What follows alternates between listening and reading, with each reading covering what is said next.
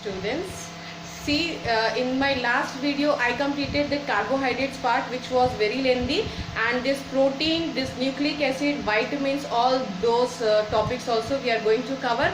More questions regarding these topics I wrote here, and let's complete this because I already promised you that I'm going to help you in revising this biomolecules completely. Okay, so few more questions, let's complete this.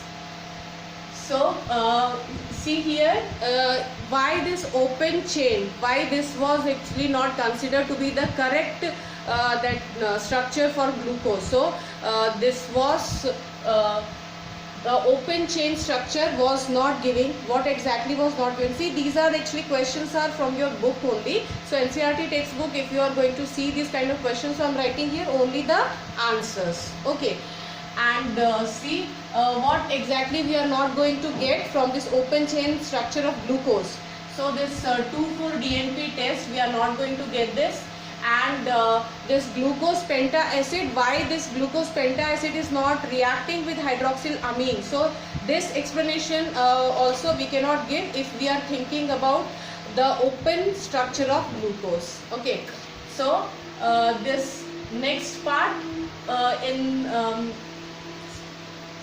alpha and beta, two anomers also, means two crystalline forms of glucose. So why these forms, how they are existing? They are actually anomers of each other. Anomers means the carbonyl group, hydroxyl group आपका first carbon में ही hydroxyl group का जो difference है, right hand side and left hand side we are showing this, तो वो हम कब दिखा पाते हैं? जब इसका cyclization होगा. ठीक है, तो साइक्लाइजेशन ग्लूकोज का जब होगा तभी हम बता पाएंगे कि अल्फा और beta anomers also are existing. Okay, so these are the different points by which we can say that open chain structure that will not be able to completely explain these the different reactions. Okay, so now next, essential and non-essential proteins. So amino acids, sorry, the amino acids and proteins and amino acids, let me tell you, proteins are the poly amino acids, you can say polypeptide chain, we are saying, two amino acids, and alpha amino acids are present. They are only going to combine together. So these amino acids, in this case, the primary structure, the secondary structure, tertiary and quaternary, like that. 4 different structures we are having. So proteins, let me tell you verbally everything. In first, primary structure, that actually will give you the sequence of amino acids. Amino acids, suppose glycine, then alanine, then glycine, then alanine, like that. Okay, glycine is what? The simplest and sweetest amino acid. Means alpha amino acids, they are only combining and making this protein. Okay, and how many this amino acids are going to combine? So more than 100 amino acids, or you can say if the molecular mass will be more than 10,000 this unified mass or AMU. So more than that, if this particular amino acids, if they are combining together, so more than this unified mass, if the mass will be more than this, then we can say that okay, this will form proteins. Okay, so but exceptional cases are everywhere because in chemistry is actually famous for this exceptions only. Okay, so in this case, insulin is the protein in which this is actually globular protein. So insulin is made up of 51 amino acids. Do remember this. Okay, and also about amino acids, let me tell you the see, essential and non-essential amino acids, very much easier this part is. In this case, essential amino acids, I am telling you first this part so that I can rub this, and then more about this amino acids I am going to tell you. See, this essential amino acids means which cannot be synthesized in our body. Means you need to take it through this diet. So this should be supplied to your body and these are actually called as what? Essential amino acids. Okay, example for this will be see, leucine, isoleucine and valine. So these are valine or valine, whatever you want, you can say. So these are what? The examples of essential amino acids. Now the non-essential amino acids. Okay, so non-essential amino acids means you don't need to take it through your diet. In your diet, the non-essential amino acids are not required, because that can be synthesized in your body. Okay, so this glycine and alanine, so these are the examples of this kind. Okay, now I'm rubbing this, and more about this amino acids I'm going to tell you. See.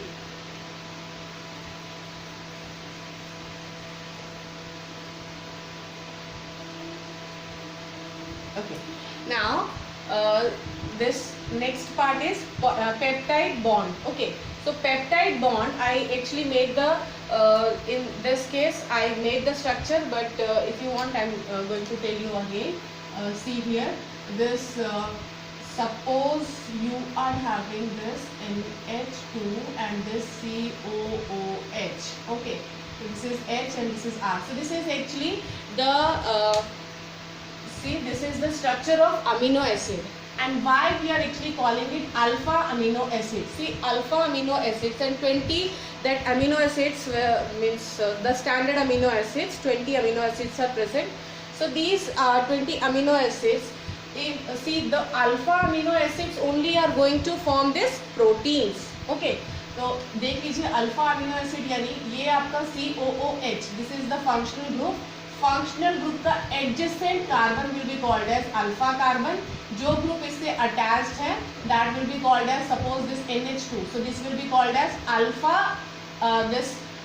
This group will be see, this hydrogen will be called as alpha hydrogen, this will be alpha amine, alpha, like that we are going to say to this groups whatever is attached to this alpha carbon. Okay, तो ये इसकी वजह से, मतलब क्योंकि ये alpha carbon से जुड़ा हुआ अमीन ग्रुप है, इसलिए ये अमीनो एसिड ये होगा आपका alpha amino acid. Okay, now I was actually telling you about glycine. तो ग्लाइसिन में देख लीजिए, ग्लाइसिन क्या है? ये सबसे सिंपलेस्ट, सबसे छोटा, सबसे सिंपलेस्ट, क्योंकि आर की जगह अगर हम एच लें तो ये बना आपका ग्लाइसिन. और ग्लाइसिन का सिर्फ यही एक है जो स्वीटेस्ट भी है. ग्लाइसिन को याद रखिएगा, ये है sweetest. Okay, sweetest amino acid. ठीक है, और यहाँ पे पेप्टाइड बॉन्ड होता क्या है? Peptide bond, suppose this one you have taken here, एक एलानाइन ले ले अगर हम, यहाँ पे NH2, this H, and here you are having this CH3, और यहाँ पे आपका है C डबल बॉन्ड OH. तो देख लीजिए ये OH. ओके, ये कार्बोक्सिलिक का OH, और यहाँ इसका if you want you can write like this, ये NH2 इस तरह लिखिए, ये H और यहाँ ये OH. This will be removed. ये अगर रिमूव किया जाए तो बचा हुआ पार्ट, मतलब यहाँ से आपका -H2O you can say, and this will give you what, this NH2, ये आपका डबल बॉन्ड O, और यहाँ से आपका हो जाएगा NH. मतलब ये जो पार्ट है, this is only called as what, peptide, ये COOH. तो ये जो बॉन्ड है, ये वाला, ये, so this is called as peptide bond. So peptide bond only are actually going to combine see amino acids. और amino acids को combine करने वाला peptide bond, अगर ये ये 2 amino acid है तो dipeptide, 3 है तो tripeptide, and so on. Okay, so polypeptide, more than 10 amino acids, if they are combined together, so we are going to say that they are polypeptides. Okay, so polypeptides only are going to give rise to proteins. और proteins का I was actually telling to the structure. सबसे पहले समझिएगा proteins का primary structure. The questions also I gave here. So first of all primary structure. Primary structure में ये पूरा part यहाँ पर ये इसमें आप देख लीजिए, इसको peptide linkage, because you understood peptide linkage, that is why I am rubbing this part. देखिए यहाँ पर see primary structure of protein, primary structure. Okay, यहाँ आपका अमीनो एसिड का सीक्वेंस, जैसे मान लीजिए ग्लाइसिन ले लिया, फिर एलानाइन ले लिया, और तीन लेटर्स को we are going to use in order to represent this amino acid, या फिर सिर्फ एक को भी, सिर्फ इसके लिए जी भी लिखा जा सकता है, ठीक है। और यहाँ पे इस तरह से अगर आगे फिर से ग्लाइसिन, तो ये एक अमीनो एसिड का सीक्वेंस है। अगर यहाँ पे अगर इसमें चेंजेस लाएं तो पूरा का पूरा this polypeptide chain only will be changed. Okay, so the different protein will be form. ये एक सीक्वेंस मतलब specific sequence will be meant for particular और स्पेसिफिक टाइप ऑफ प्रोटीन। तो इस तरह से प्रोटीन का बनना, तो प्राइमरी स्ट्रक्चर में अमीनो एसिड इस तरह से sequence of amino acid is given most to. यहाँ पे आपका ज़्यादा यहाँ इम्पॉर्टेंट क्या है, प्राइमरी स्ट्रक्चर बनता किससे है, आपके अमीनो एसिड का सीक्वेंस। तो सीक्वेंस यहाँ पे ये प्राइमरी स्ट्रक्चर देगा। अब इसी में आपका यहाँ पर अगर कॉइलिंग शुरू हो जाए इनकी, ये इस तरह से जैसे ये पेप्टाइड बॉन्ड, तो we are actually going to rotate this part. Okay, so if we are going to rotate this, then to some angle it will be turned, and then to some angle like that. So this kind of this polypeptide chain you are going to get. Okay, so the coiling will start. ये इस तरह से coiling जो हो गई, ये है आपका this will be what secondary structure. तो सेकेंडरी स्ट्रक्चर में you will see the coiling. तो यहाँ पे देख लीजिए, ये जो पार्ट है इसके भी secondary structure is of two type.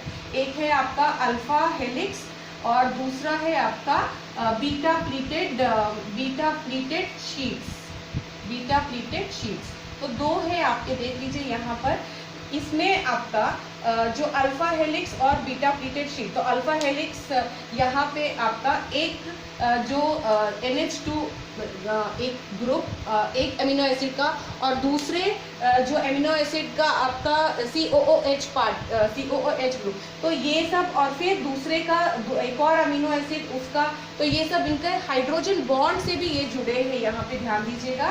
तो ये आपका हाइड्रोजन बॉन्ड से जुड़ना, फिर वापस कॉइलिंग, फिर इस तरह से ये हो गया अल्फा हेलिक्स। और बीटा शीट्स को आप देख लीजिए, इस तरह से है, एक एक आपका शीट, दूसरा शीट, तीसरा शीट, इस तरह से। तो they are parallel sheets are if this kind of plates you are going to get, then this kind of structure will be called as beta pleated sheet. ये भी आपका सेकेंडरी, ये जुड़े हुए हैं, जैसे यहाँ पर हाइड्रोजन बॉन्डिंग से, फिर disulphide that bonding also you will observe here. तो इस तरह से इनकी ये यहाँ पर आपका ये एक दूसरे से ये स्टेबिलिटी इनकी इसी वजह से है। यहाँ पर आपका हाइड्रोजन बॉन्ड और ये जो आप यहाँ hydrogen bonding and disulphide bonding, so these bondings are responsible for the stability of these structures. ठीक है, फिर नेक्स्ट पार्ट है आपका, देख लीजिए प्राइमरी स्ट्रक्चर, अभी मैंने बताया इस तरह से, ये आपका सेकेंडरी स्ट्रक्चर। फिर नेक्स्ट इस स्ट्रक्चर को हम कंप्लीट करते हैं, देख लीजिए primary structure, secondary structure. Now next is, I hope you note it down very हरीली, I am actually telling you, so you can pause it and you can see this nicely. देखिए इसके बाद मतलब आपका tertiary, I am rubbing this part also because this completed. देखिए यहाँ पर आपका टर्शरी, तो टर्शरी में सेकेंडरी कॉइलिंग होगी, ठीक है, secondary. Now the tertiary will start folding itself. Okay, tertiary, suppose this alpha, this polypeptide bond you had, okay, and then in this case this will start folding, so this is also will start folding. So in this case the tertiary will give rise to this type of folding will start. So they coiling more this folding, और इसके बाद tertiary में आपका एक तरह का protein, अगर ये पूरा अपने आप को इस तरह यहाँ पर आप देख लीजिएगा, ये जो पार्ट है मतलब आपका यहाँ tertiary part, so this will be what, this can be of fibrous and globular. तो फाइब्रस टाइप मीन्स ये फाइबर जैसा thread like this type of structure you will see, जैसे कि आप हेयर्स में देख पाते हैं, हेयर्स में जो केराटिन है, keratin protein is of this kind. Keratin protein यहाँ पर इसी तरह का जो कि फाइब्रस प्रोटीन कहलाता है, फाइब्रस प्रोटीन। और ग्लोबुलर प्रोटीन में आप देख लीजिए, ग्लोबुलर प्रोटीन में आपका एग एल्ब्यूमिन ये आ जाएगा, और एग एल्ब्यूमिन, और इसमें हम देख लेंगे यहाँ पे ये सॉल्युबल इन वाटर भी है। This different point of difference we are actually discussing. Soluble in water, ये आपका पार्ट इनसॉल्युबल होगा। वाटर आपको पता है, बाल और नाखून ये कभी भी डिजॉल्व नहीं किए जा सकते हैं वाटर में। और फिर ये जो पार्ट है आपका ये myosin also will be of this kind. Myosin यानी मसल्स में भी जो प्रेजेंट आपका मसल्स में भी जो प्रेजेंट मायोसिन है प्रोटीन, तो ये भी इसी तरह का आपका यहाँ पे फाइब्रस प्रोटीन के अंतर्गत आएगा। और आपका कोलेजन प्रोटीन, ओके, सो कोलेजन प्रोटीन इन टेंडन्स, कोलेजन प्रोटीन इन टेंडन्स, टेंडन्स में जो कोलेजन प्रोटीन है वो भी आपका इसी कैटेगरी में आएगा, फाइब्रस प्रोटीन। और ग्लोबुलर प्रोटीन में एग एल्ब्यूमिन यू सॉ, फिर insulin also will be of this kind, globular में आ जाएगा, वो भी क्या है, that will also will be dissolve in, that can be dissolve in water, मतलब सॉल्युबल है वो।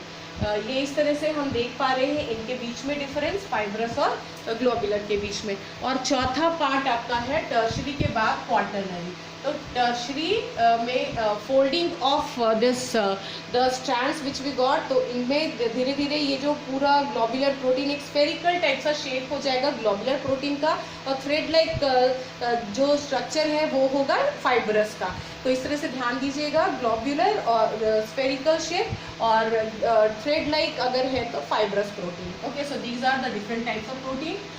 टर्शरी के बाद, टर्शरी मतलब folding of these the secondary structure का फोल्डिंग अगर शुरू हो जाए तो वो टर्शरी स्ट्रक्चर को यहाँ फॉर्म करेगा। और टर्शरी स्ट्रक्चर एक तरह का प्रोटीन अगर दूसरे तरह के प्रोटीन से मिंगलअप हो जाए, और वो अगर एक दूसरे के साथ यहाँ पे उनके साथ जब फोल्डिंग स्टार्ट हो जाए, मतलब एक तरह का प्रोटीन यहाँ तक टर्शरी तक, और टर्शरी प्रोटीन एक प्रोटीन दूसरे प्रोटीन के साथ अगर कॉम्प्लेक्सिटी यहाँ पे और बढ़ जाएगी, और ये जो फॉर्म होगा that structure will be called as quaternary. इस तरह से चार इसके प्राइमरी स्ट्रक्चर, अमीनो एसिड्स का सीक्वेंस ध्यान रखिएगा प्राइमरी स्ट्रक्चर में, दूसरा, और उसके बाद आप इन सभी में प्राइमरी, सेकेंडरी, टर्शरी और क्वाटरनरी, इन इस तरह से बन जाना प्रोटीन का। आई होप यू अंडरस्टूड। ओके, अब इसके बाद डीनेचुरेशन। डीनेचुरेशन का क्या मतलब है? डीनेचुरेशन होता कैसे है? Denaturation is the means suppose the native that conformation, if it will be lost, okay, if protein is losing this native conformation, then that condition will be called as denaturation of protein, and this will be means causes of this denaturation will be what? Temperature, the extreme that temperature change, okay, so change in temperature that also will give rise to this denaturation, जो अपनी खुद का जो इसकी property है ये ख़त्म हो जाना। जैसे कि मतलब ख़त्म हो जाना यानी होता क्या? डीनेचुरेशन यानी आपके जो जितने भी ये फोल्डिंग्स हम देख पा रहे हैं प्रोटीन में, ये सारी जो फोल्डिंग है वो अनफोल्ड होना शुरू हो गए, मतलब जो आपने देखा कि अनफोल्ड होके इस तरह से खुल गए, और फिर ये जो ये अनफोल्ड हो जाना इनका, ये जो टर्शरी स्ट्रक्चर बना था इसका फिर से सीधा हो गया, फिर ये अनफोल्ड हो गया, और यहाँ पर ये जो पार्ट है आपका जैसे hydrogen bonding, so that also is going to break, तो हाइड्रोजन बॉन्डिंग ब्रेक हो गई, डाइसल्फाइड बॉन्डिंग ब्रेक हो गई। तो इस तरह से ये जो हो रहा है आपका ये सारा this is actually the native nature of the protein will be lost, और इस प्रोटीन का जो नेचर खुद का जो नेचर है वही खत्म हो गया, तो हम कहेंगे कि the protein is now denatured. मतलब उसमें होता क्या है, देख लो बेटा एक और एग्जांपल, जैसे egg albumin. Okay, so if egg is in the last video also I took the example of this egg albumin, उसमें भी आपको बताया था that also will be the case of denaturation. So I hope you understood what denaturation of protein is. Okay. Now next is secondary structure, that also I completely nicely explained you.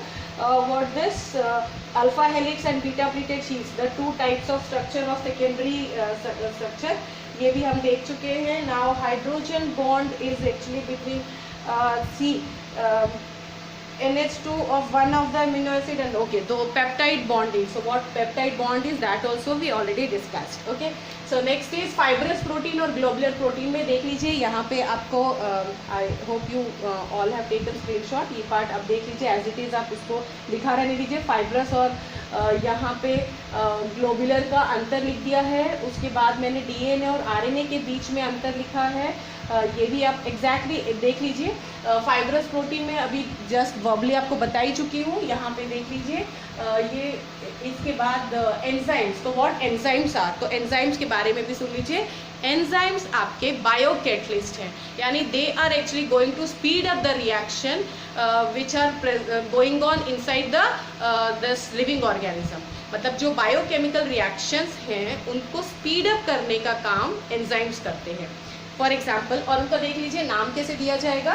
जैसे मान लीजिए कि maltose we are having, तो maltose का अगर hydrolysis होगा तो hydrolysis of maltose, so hydrolysis of maltose के लिए यहाँ पे एंजाइम की जो ज़रूरत है वो होगा माल्टेज. मतलब एज से इसका जो एंड होगा एंजाइम का वो होगा एज से, इस तरह से माल्टेज, और ये आपको दे देगा that monosaccharides. Okay, so maltose, I already told you that alpha D glucose means 2, if you want you can write like this C6H12O6. ये 2 molecules we are going to get after hydrolysis of maltose.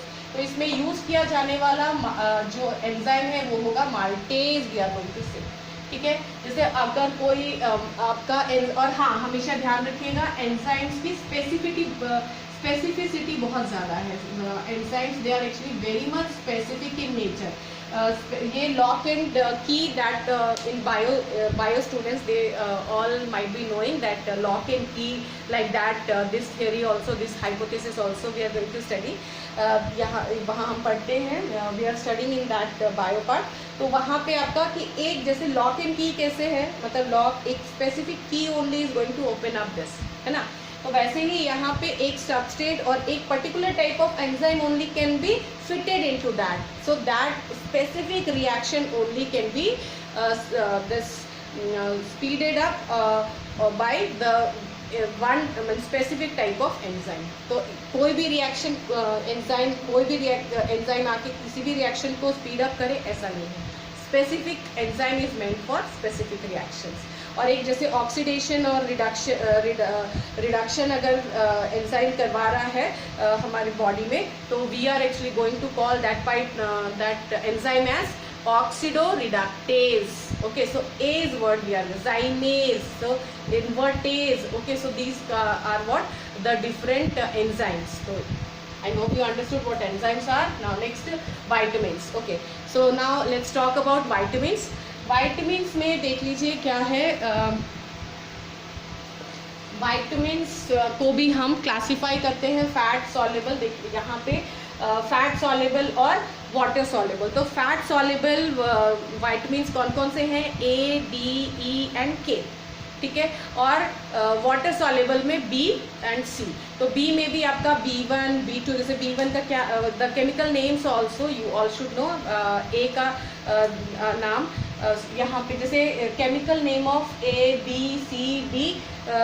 So these are also you might be knowing. Bio students को का याद होगा, ठीक है. यहाँ देख लीजिए, अगर आप चाहें तो मैं लिख दूँ chemical name. Vitamin A, B, C, D, E, okay, K. So the first vitamin A is retinol. Vitamin B, B actually is B1 is called B1 thiamine. Then B2 we'll see B1, B2 riboflavin, then B6 niacin, then B12 cyanocobalamin. So many B complex we are saying. तो B के बहुत सारे part ये, और ये है आपका C ascorbic acid. We are saying to this ascorbic acid, ये chemical name. then calciferol is the name for this, और tocopherol ये है आपका, और ये है phylloquinone. This is these are the chemical names. and deficiency diseases भी यहाँ पे फटाफट देख लीजिए, क्योंकि एक क्वेश्चन है why A and D is actually needed, essential for our body, like that is means this question is also given to you. तो सब देख लीजिए क्या deficiency disease cause करते हैं. Vitamins are very much essential because in absence of vitamins, okay, your body is going to show this kind of diseases, you can say the deficiency diseases your body will have if you are not taking these vitamins. Okay, तो अगर vitamin A की कमी से आपका that night blindness सुना होगा आपने, D की कमी से ये आपका बेरी सी की कमी से स्कर्वी, डी की कमी से यहाँ बच्चों में जो होगा से ऑस्टियोमेलेशिया बड़ों में होता है. ठीक है, ये पार्ट यहाँ पर, और फिर ये मतलब उसमें लिम्स टेढ़े हो जाना, ये देखा होगा आपने पिक्चर. फिर ई की कमी से यहाँ पे that skin, that part also is मतलब आपका जो स्किन है उसमें प्रॉब्लम्स ये आप देखेंगे. और के की कमी से दैट के actually helps in coagulation of this blood. So blood coagulate करना बंद हो जाएगा, और उसमें जैसे हीमोफीलिया उसमें भी आप देखते हैं इनकी कमी से ये कोएगुलेशन जो ब्लड का है वो बंद हो जाएगा. तो ये सारे पार्ट है, इसको एक बार फिर से चेक कर लीजिएगा, एक बार डेफिशिएंसी डिसीजेस वगैरह एक बार फिर से कंफर्म कीजिएगा.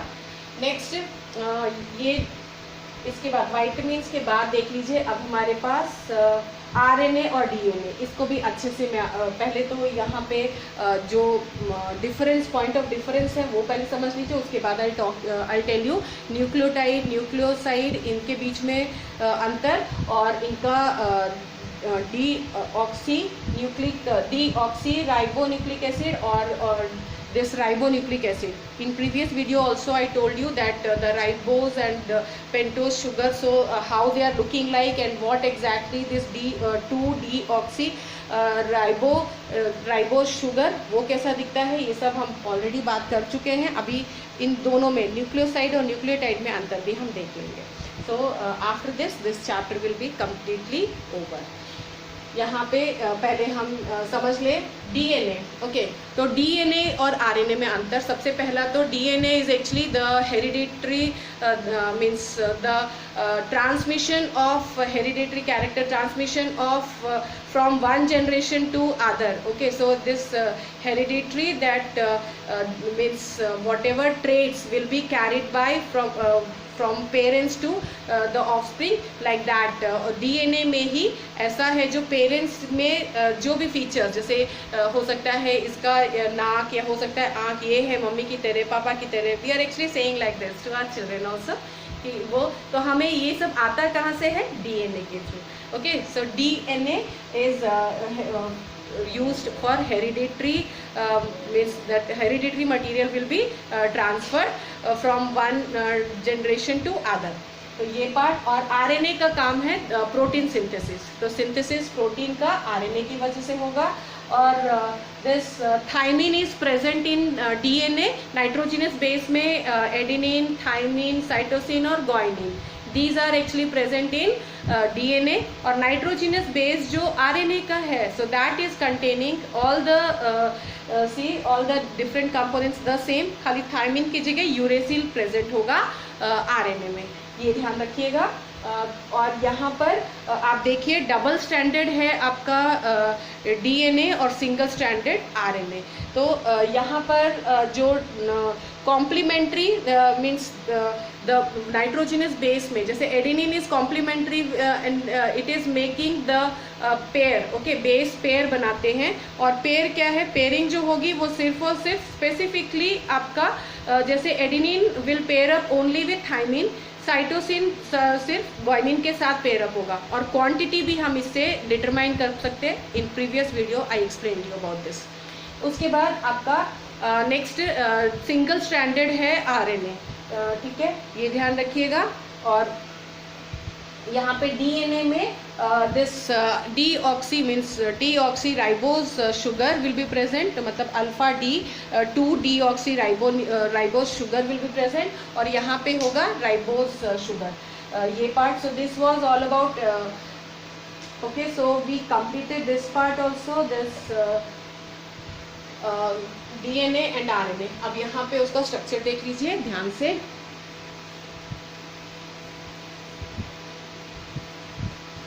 मतलब ब्लड क्लॉटिंग के लिए this vitamin K is necessary, I think, check कीजिएगा। विटामिन ई और के, इन दोनों का ही यस के, आई थिंक, तो देख लीजिएगा इसको, थोड़ा सा आप चेक कर लीजिएगा। यहाँ पर अब हम बात करेंगे ये न्यूक्लियोटाइड और न्यूक्लियोसाइड। न्यूक्लियोसाइड क्या है और न्यूक्लियोटाइड क्या है। दिस न्यूक्लियोटाइड देख लीजिए, इनमें अंतर क्या है। Nucleoside this will give rise to, अगर इसका यहाँ पे कंपोनेंट्स क्या क्या है न्यूक्लियोसाइड में, देख लीजिए, this pentose sugar, this will be, ये आपका यहाँ पे, okay, now pentose sugar, this nucleoside, ribose sugar we are having OH, यहाँ आपका this OH, this will be CH2OH, इस तरह से, ओके। नाउ नेक्स्ट इज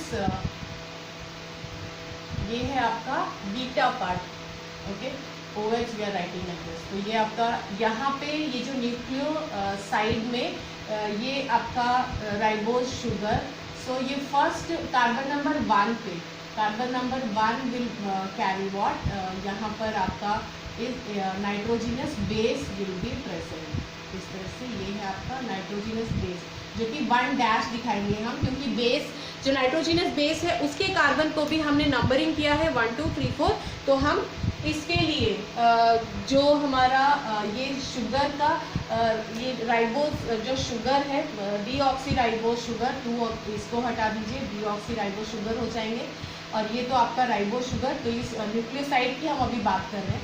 तो यहाँ पे देख लीजिए, ये आपका न्यूक्लियोसाइड का मतलब, न्यूक्लियोसाइड में आपका this pentose, this sugar and base, okay, so they are going to so these are the components of nucleoside।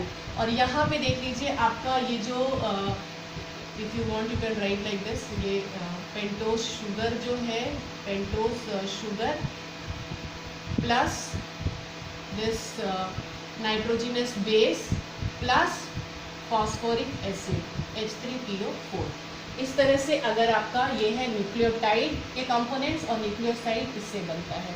और इन सभी में आपका जो nucleic acid, so in this case when nucleotides, okay, DNA का मतलब क्या है, न्यूक्लियोटाइड्स आर गोइंग टू, ये आपका जो पार्ट है न्यूक्लियोटाइड्स, डीएनए कैसे बनता है, न्यूक्लिक एसिड, जो आपके न्यूक्लियोटाइड्स हैं, जैसे कि यहाँ बना लीजिए यहाँ न्यूक्लियोटाइड्स, ये इस तरह से, ये OH, यहाँ भी OH,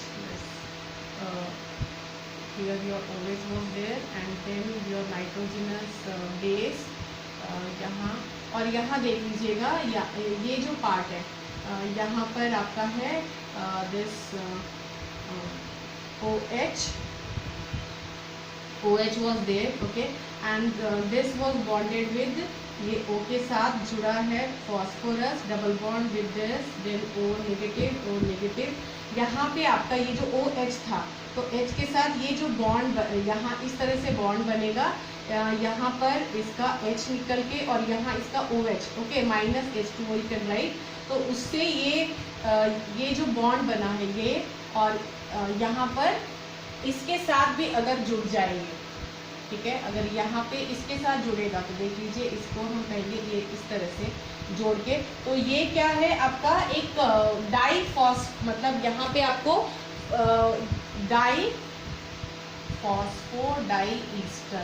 फॉस्फोडाईईस्टर, इतना कॉम्प्लेक्स पार्ट समझने की जरूरत है। सिर्फ इतना देखिए कि ये जो पार्ट है ये न्यूक्लियोटाइड 3 डैश और 5 डैश, ओके, 3 डैश यहाँ से आप अरेंज कर लीजिएगा, देख लीजिएगा, 3' to 5', तो C 3' or C 5', so they are only going to combine with each other, and this type of this bonding you will see, this linkage you will see. So this linkage is called as phosphodiester linkage. So this will be found in nucleotides. So many nucleotides are actually going to get combined like this, nucleotide nucleotide nucleotide, तो polynucleotide ही आपका nucleic acid बनाता है. इस तरह से आपका ये पूरा पार्ट जो न्यूक्लियोटाइड्स को मिलाकर डीएनए का बनना. तो this only was nucleic acid. If you want, you can correct it like this. So just I gave you the rough idea. They are actually nobody is going to ask you that okay, draw this structure, that structure. Only one marks questions will be asked. एक अगर आपको पूछा जाए कि amino acid जिसमें कि sulphur है उसका क्या नाम है, तो that name is what, cysteine. तो सिस्टीन है, और सिस्टीन का structure will be like this. ये पार्ट आपका यहाँ से C double bond O OH, this NH2, this H and this C.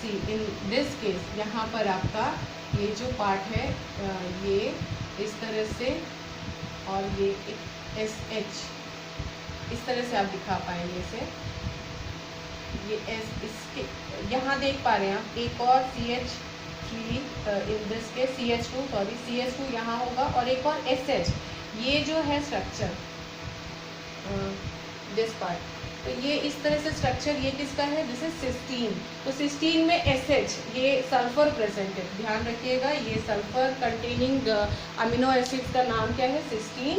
और एक और पार्ट रह गया है. Amino acids also can be classified into acidic amino acid and basic amino acid depending on the group. जैसे amino group अगर ज़्यादा है तो basic amino acid, and acidic group अगर ज़्यादा है तो एसिडिक अमीनो एसिड. जैसे एस्पार्टिक एसिड और एस्पैरेजीन दो हैं आपके एग्जाम्पल्स ऑफ दिस काइंड. तो ये इसको हटाएं.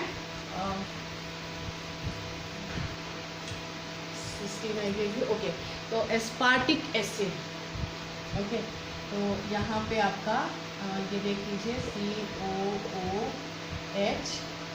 इन this case this is here also you are having this COOH, one more, this CH, 2COH like this, and here you are having this NH2 और ये यहाँ. तो ये देख लीजिए दो आपके यहाँ पे कार्बोक्सिलिक ग्रुप, तो इसका नाम है एस्पार्टिक एसिड. ये है आपका एसिडिक एमिनो एसिड. और वैसे ही अगर आपका ये जो पार्ट है, जैसे यहाँ पर आपके पास ये था CO, मतलब ये आपका एस्पार्टिक एसिड, और सेम एग्जैक्टली सेम अगर आपका NH2 ये जो पार्ट है आपका अगर इस तरह से हो COOH, और यहाँ पर आपका अगर CH, तो ये जो पार्ट है C डबल बॉन्ड O और NH2 के साथ जुड़ा हुआ, इसे हम कहेंगे एस्पैरेजीन. तो ये है आपका एस्पैरेजीन. ठीक है, तो ये देख लीजिए ये है आपका मतलब NH2 एक, यहाँ पे भी एक और, तो दो आपके NH2 ग्रुप के जुड़े होने से इसका नाम होगा ये आपका बेसिक अमीनो एसिड बन जाएगा. ठीक है, बेसिक नेचर क्यों, क्योंकि अमीनो दो अमीनो ग्रुप, इनकी वजह से बेसिक नेचर ऑफ दिस. तो this will be the type of amino acids, acidic amino acid and basic amino acid. So this was also one of the type, and I hope I completed all that part. हाँ, types of RNA. तो types of RNA में देख लीजिए, एक है messenger RNA, transfer RNA और ribosomal RNA. RNA messenger RNA को mRNA, small m RNA, transfer RNA small t RNA, इस तरह से लिखा जाएगा, देख लीजिए. तो these are actually the various types of RNA. So we completed almost all the things, all the questions given at the end of the chapter, and in text questions all of the questions we completed. And I wish all the students good luck, and in tomorrow's exam you all are going to you will be very happy to see the questions, especially from this biomolecules part, and the other chapters also very nicely you all have prepared. That is why you are going to write the correct answers. So all the best for your exam. Thank you so much.